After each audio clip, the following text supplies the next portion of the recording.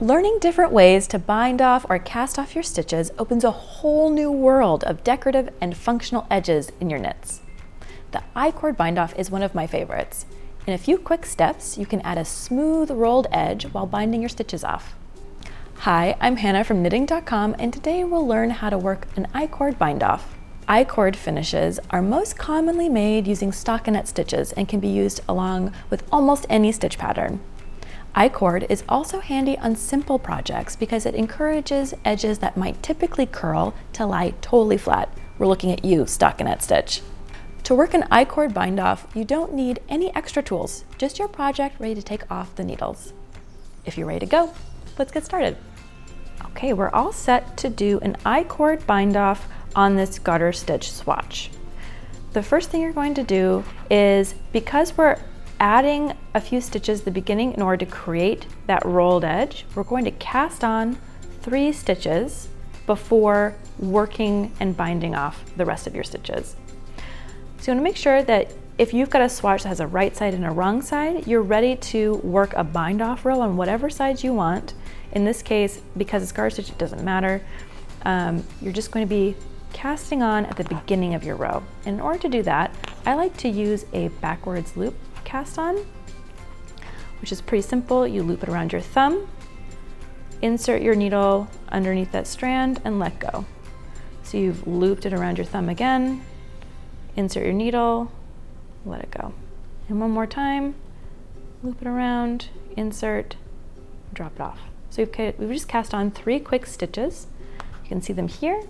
And what you'll be doing to work a I-cord bind off is these stitches will roll and create that center tube. And at the same time, the last stitch that you just cast on and the first stitch of your project, you'll be decreasing those to bind off as you go.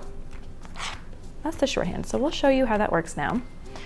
So again, with this, it's a knit tube, so it's a stockinette I-cord. You're going to just knit the first 2 stitches normally. So knit 1, slip it off, knit 2,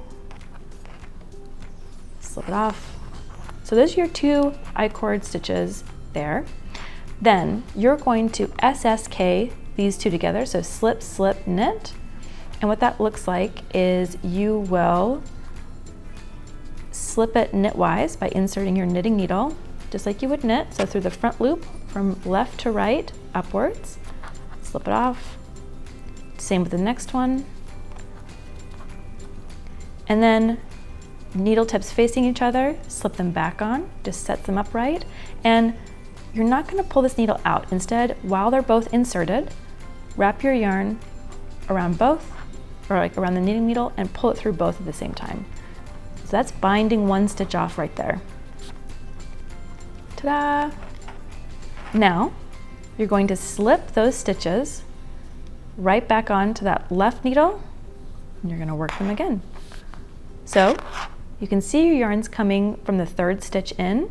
You're going to use that same yarn to knit the 1st stitch on your needle.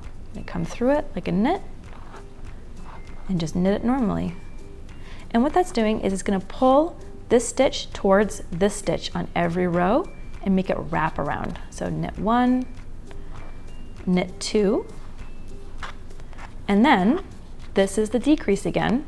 So you're going to decrease this stitch with the next one by SSKing it.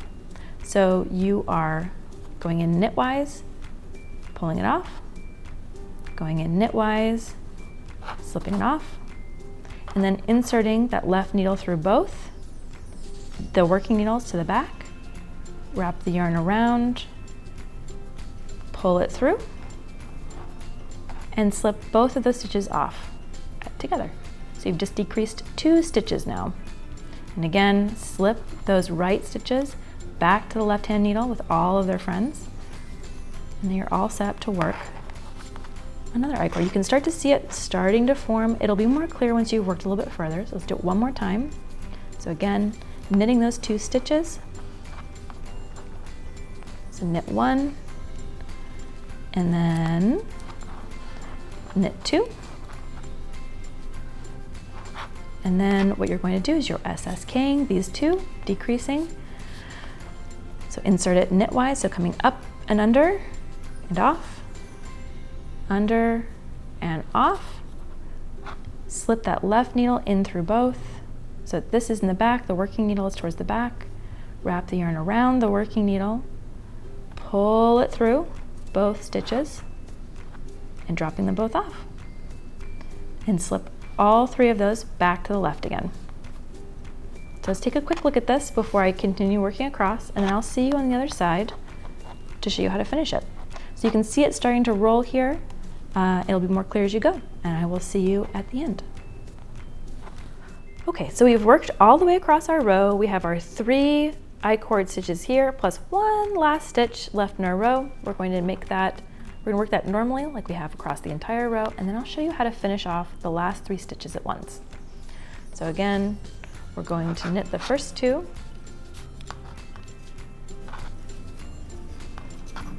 and then slip, slip, insert our left needle through, and knit those 2 together, just as we have the whole way across. We now just have our 3 bind-off stitch, or our 3 I-cord stitches. We're going to slip those to the left needle, and then we're going to knit all 3 together at once by inserting our needle all the way through all 3 through the front loops towards the back, wrap our yarn around just like a giant knit stitch, pull it through, make a big loop, pull that needle out, pull this needle out, and then make sure that that loop's not twisted, it's flat facing your yarn tail. Grab the yarn tail, pull it through, and then cinch it down. And you can see now that we've finished our row that we have a nice rolled edge for the top that looks pretty seamless with the rest of our knits. You can also do this in a contrast color for a bright pop of color, but in this case we just wanted to have a nice rolled finished edge, and we've got that with the I-cord bind off. And that was how to bind off stitches using an I-cord bind off. If you found this tutorial helpful, be sure to click the thumbs up and leave a comment down below. Subscribe to knitting.com if you'd like to stay in the loop, and check out our other social media channels. Until next time, happy knitting!